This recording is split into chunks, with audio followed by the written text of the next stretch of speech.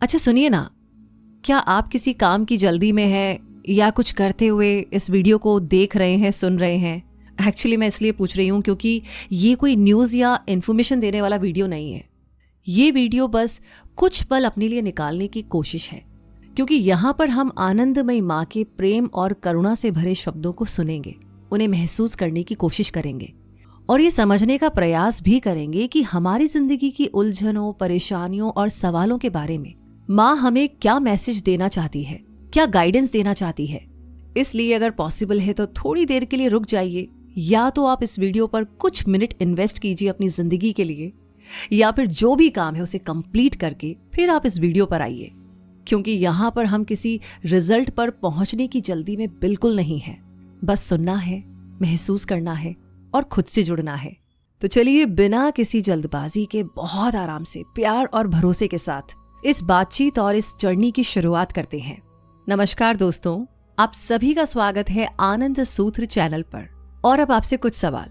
क्या कभी ऐसा हुआ है कि अंधेरे में आप अकेले चुपचाप कई घंटों तक रोते रहे, बहुत कुछ समझाने की कोशिश करते रहे, और फिर आपने अपने मन से ये भी पूछा कि मेरे साथ ही ऐसा क्यों हुआ?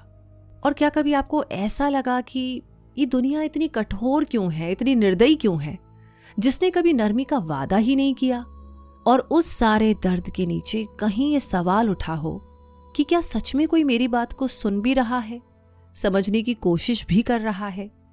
तो इसका जवाब है हाँ, आपकी बात सुनी भी जा रही है, समझी भी जा रही है, क्योंकि आनंदमयी माँ ने आपकी बात सुनी है। वो माँ जो परम आनंद से भरी थी। जब लोगों ने उनसे पूछा कि हम दुखी क्यों होते हैं, तो माँ मुस्कुरा दी। इसलिए नहीं कि दुख छोटा था, बल्कि इसलिए कि वो देख पा रही थी जो हम नहीं देख पाते। एक्चुअली हुआ यूं कि एक बार एक आदमी उनके पास आया।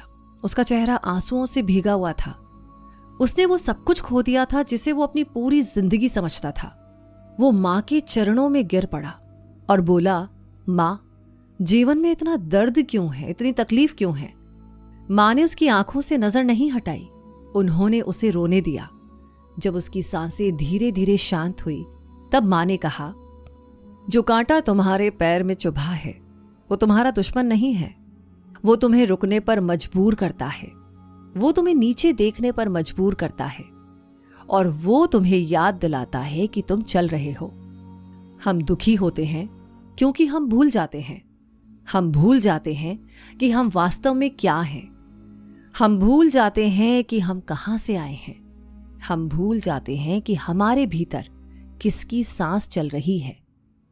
ध्यान से सुनो, दुख कोई सजा नहीं है, ये आग में लिखा हुआ एक प्रेम पत्र है। भगवान तुम्हें तोड़ने के लिए चोट नहीं देते, भगवान तुम्हें जगाने के लिए चोट देते हैं। और आगे ऐसे ही एक और उदाहरण। एक शाम सूरज गंगा के पानी को सुनहरा बना रहा था। एक युवा भक्त मां के पास बैठा। उसका शरीर कांप रहा था, चेहरे पर निराशा की छाया घिरी हुई थी, और कांपती आवाज से उसने पूछा, मां, अगर भगवान हमसे प्रेम करते हैं तो वो हमें दर्द क्यों होने देते हैं? मां ने वही करुणा भरी मुस्कान दी जो दिल को छू जाती है। और फिर उन्होंने एक कहानी सुनाई जो बाद में as the flower sheds its fragrance किताब में संरक्षित की गई है। तो कहानी कुछ यूं है कि जब एक बच्चा मिट्टी में खेलता है, हंसता है, खुश होता है, तो माँ उसे खेलने देती है। लेकिन जब शाम होती है और खतरा पास आता है, तो वही माँ उसे जोर से बुलाती है। कभी कभी तो उसका हाथ भी बड़ी जोर से पकड़ लेती है, गुस्से से नहीं, प्यार से। वो खिंचाव जो तुम महसूस करते हो, वो सीने का दर्द, वो अकेलापन, जिस अकेलेपन को कोई शब्द बता नहीं सकता, ऐसे और भी बहुत ही दुख और पीड़ा, वही मां तुम्हें घर बुला रही है।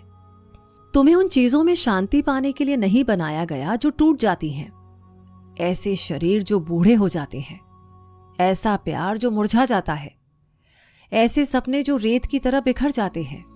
तुम्हें तो इसलिए तोड़ा जाता है ताकि तुम वहां पर महल बनाना बंद कर दो, जहां पर कुछ भी स्थायी नहीं है। कांकल आश्रम में लोग अपने दुख पत्थरों की तरह उठाकर आते थे। एक बार एक महिला मां के सामने बैठी और वो सिसक रही थी। बोली कि माँ, हम ये सब कैसे सहन करें? हम हर नुकसान और पीड़ा को कैसे झेलें? माँ की आंखें गहरी और अनंत उसकी आंखों को थामे रही और उन्होंने वे शब्द बोले जो बिथिका मुखर्जी बाद में life and teachings of Sri Anandamayi Ma में दर्ज की थी। उन्होंने बताया, ये दुनिया एक नदी है और तुम उसमें खड़े रहने की कोशिश कर रहे हो, तो दुख तो होगा ही। दुख तब आता है जब हम पकड़कर रखते हैं उन लोगों को जिन्हें हम मेरा कहते हैं, उन पलों को जिन्हें हम परिपूर्ण कहते हैं, और उस पहचान को जिसे हम मैं कहते हैं। लेकिन नदी बहती रहती है और जितना कसकर पकड़ोगे उतना ज्यादा दर्द होगा। महिला रो पड़ी। तो फिर हम क्या करें मां? मां ने उसका हाथ हल्के से थामा और कहा, छोड़ दो। कमजोरी से नहीं, भरोसे से।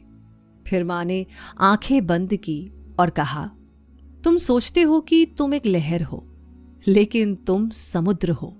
लहर आती है, लहर जाती है, समुद्र बना रहता है।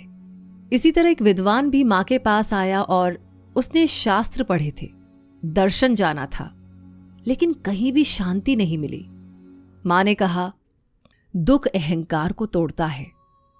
वो आवाज जो कहती है, मैं ये शरीर हूं, मैं ये कहानी हूं, मैं अकेला हूं, उसके नीचे रोशनी है।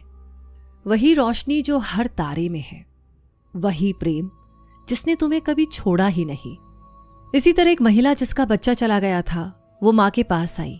उसने कहा, मां, मैंने अपना सब कुछ खो दिया।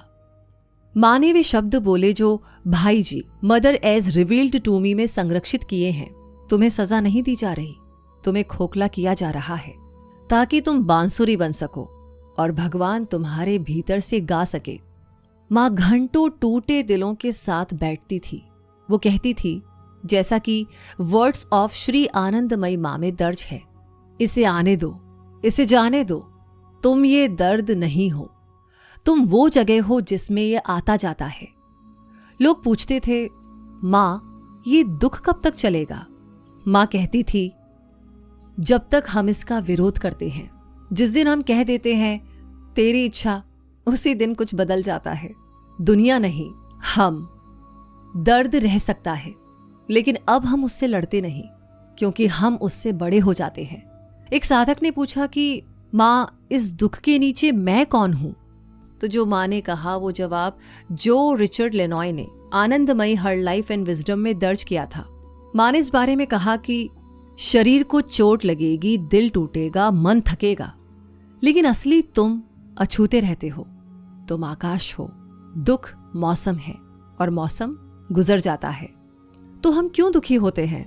क्योंकि हमें तैयार किया जा रहा है, शुद्ध किया जा रहा है, घर लौटाया जा रहा है। हर नुकसान पकड़ ढीली करने का मौका है। हर आंसू भीतर की सफाई है। हर घाव एक दरवाजा है। और एक दिन तुम समझ जाओगे कि दुख तो तुम्हारा दुश्मन था ही नहीं, वो तो तुम्हें तराशने वाला औजार था। और तुम हमेशा से मूर्ति थे, पत्थर के भीतर छुपे हुए, मुक्त होने की प्रतीक्षा में। एक आदमी ने मां से पूछा, मैं अपने दर्द का क्या करूं? मां ने कहा, तुम टूटे नहीं हो, तुम खुल रहे हो, और उसी खुलने में भगवान भीतर आते हैं। तो गहरी सांस लो। तुमसे हमेशा से प्रेम किया जाता है। उसकी नजर में तुम हमेशा से हो, चाहे तुम उसे भूल जाओ, लेकिन वो तुम्हें कभी नहीं भूलता। उसके ऊपर हमेशा भरोसा रखो। वो ऐसा कुछ भी नहीं कर सकता जो तुम्हारे हित के विपरीत हो। तो दोस्तों, आज के इन शब्दों को पढ़ते हुए, बोलते हुए मेरी आंखें तो आंसुओं से भर गई है।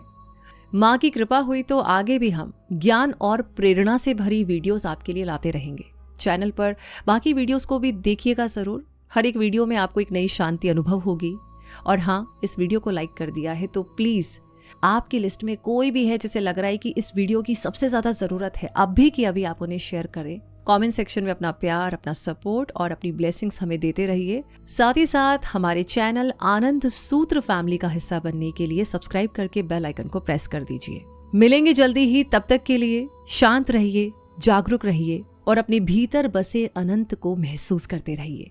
धन्यवाद।